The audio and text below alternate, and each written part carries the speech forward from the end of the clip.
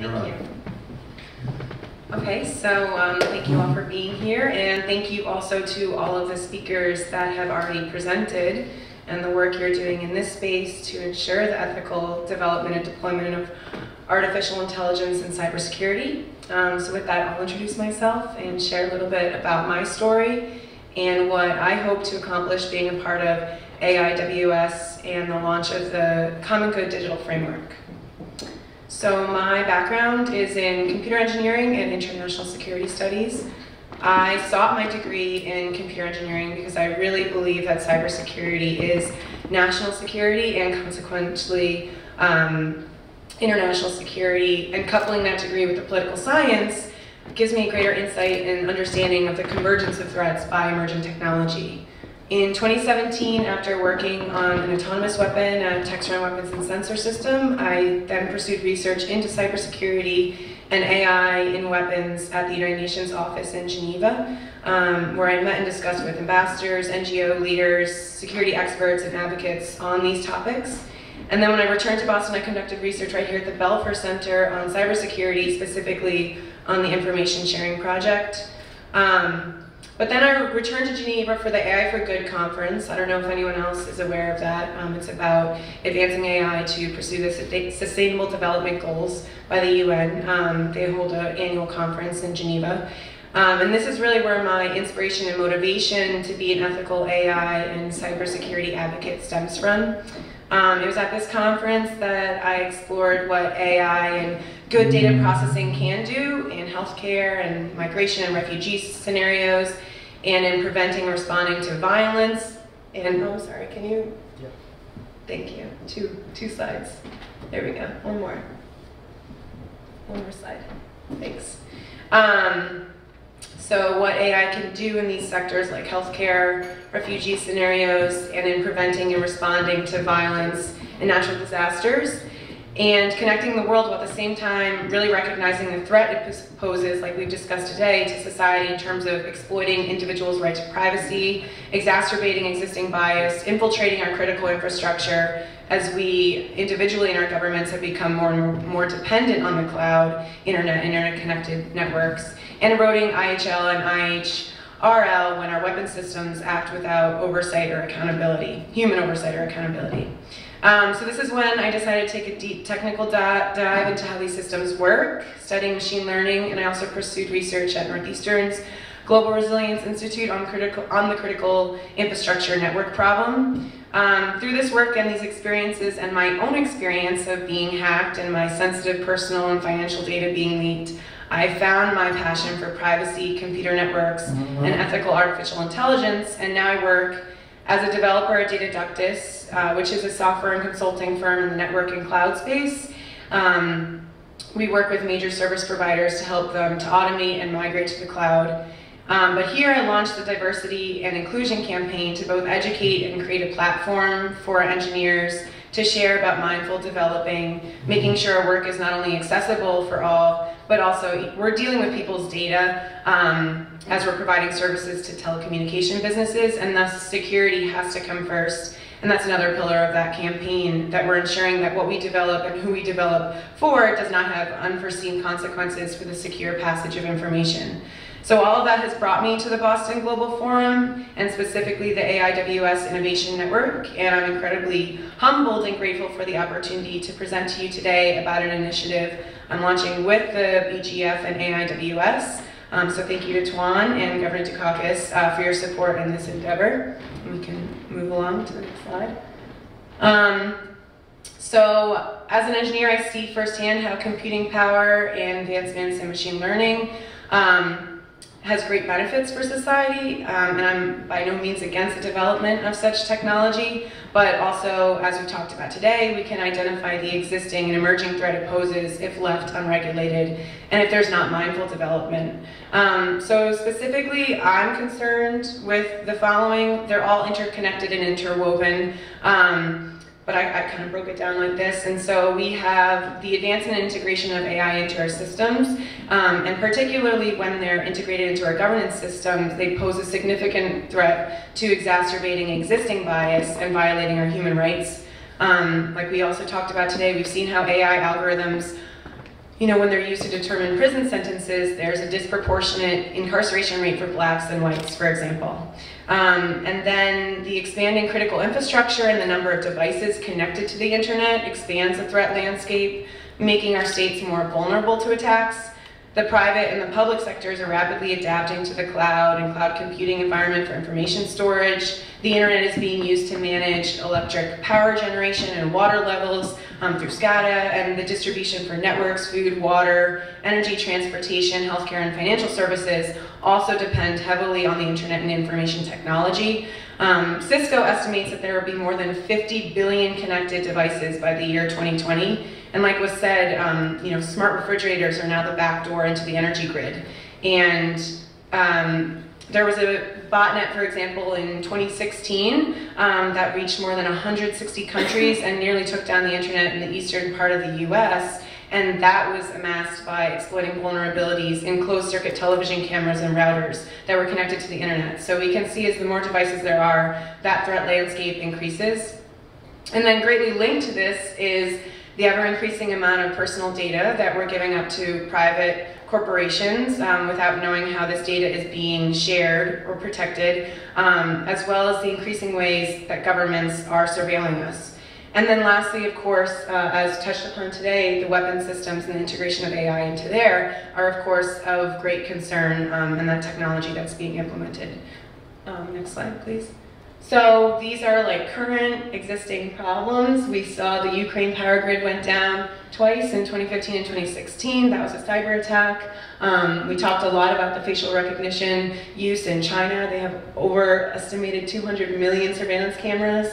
2016, 3 billion Yahoo accounts were hacked in one of the biggest breaches. And we also can see those the AI algorithms that are being used for facial recognition.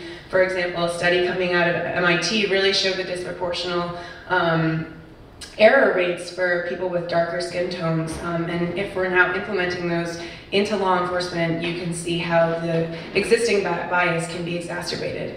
Next slide. So, for all these reasons, and also all the reasons we've talked about today, the Common Good Digital Framework will be purposed at identifying both good and poor digital practices to advocate for ethical guidelines, frameworks, and policy. This will allow us to create new norms, raising the sector ethos and benefiting the common good. With this, security and trust can be increased. Next slide, please. And so really the purpose for this Common Good Digital Framework launched through the AIWS with conjunction with the Boston Global Forum is really to bring authoritative knowledge and really raise an awareness about these issues and something I like to call cyber literacy. So these things are happening, but people don't always know about them. They're not really sure how data is just being shared pretty recklessly between corporations. And so it really is about raising awareness for the general public. And with that, then being able to generate ethics and practice index design for policymakers. So the whole purpose is to really monitor what's going on in the world and share that information. And so that's the main purpose. And ideally, with this network of people that will be brought into the framework, we'll be able to influence AI and cyber policy.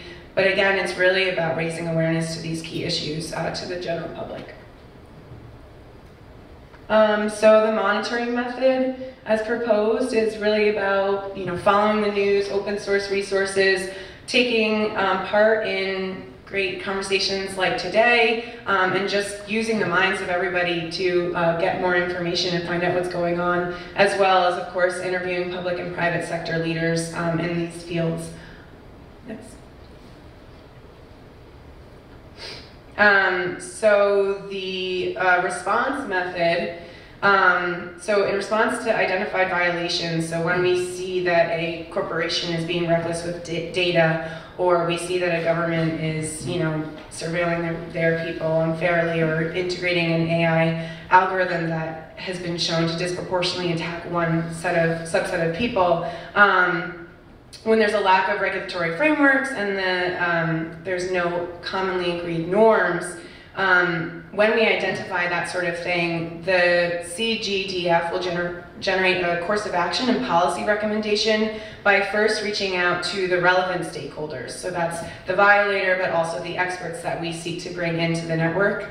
And a policy recommendation will be circulated to all of these stakeholders, first for feedback and review and to generate the policy, and then secondly to encourage corrective action by the offender. It's really important to handle this internally first, as this framework really needs to develop trust in the industry and establish its authority, and it can't do that unless it's working with the different stakeholders. So following that internal disbursement, then there will be a publicly published recommendation without disclosing the names of the violators. The purpose of the publication will be to once again draw public attention to the types of violations already occurring. But finally, if in a later stage no corrective action was pursued, then to really put pressure on these private companies as well as the governments, the CGDF will reveal the names of the perpetrators publicly to be amplified by what we hope to have as a global network and its partners, really adding pressure to these organizations to tighten up their policies. Following slide, please. Next. Thank you. So here's our distribution method. So of course, like as was just mentioned, we'll have internal publications as well as journal publications, and really trying to use social media to spread the reach of this information and have a greater impact. Next slide, please. So the partners in CGDF will be expected to contribute data and evidence when governments and companies violate norms, as well as identify good cybersecurity practices. This is another critical aspect of this campaign, is that we do really want to also identify when organizations are doing a good job and learn from that and share that information. But also in response to violations, partners will join together their resources and platform, serving as change agents and advocates and contributing solutions and recommendations. It's critical to create a network that spans the world and the disciplines, engaging advocates at every level of their career, every level of government, in the academic world, and particularly in the private sector. We need all of these stakeholders involved. Only then can we develop comprehensive solutions to really affect change. So the CGDF will also seek to connect other AIWS leaders and cyber advocates in the world. So that's the whole plan. And then we can talk a little bit about the action plan. So really it just comes down to identifying who needs to be involved to handle our communications, outreach, and creating that network of experts and advocates. And again, just bringing in different stakeholders, NGOs, national and international, and of course the scholarly leaders to join the network. So all of you here are certainly invited, and I hope that you will contribute. Following slide, please. And then, of course, also in the private sector, we need to identify industry leaders, policymakers, and the relevant conferences to really spread the word. We will be drafting a report to present at AIWS Summit April 28th and 29th here. And also, of course, we need to develop the roll-up plan for the publications and reports, coordinating that action plan with the celebration of Plymouth 400. So that's really all I had today about this initiative, and welcome to feedback, questions, anything like that. Thank you for the opportunity, and that's really all I had to say, so thank you.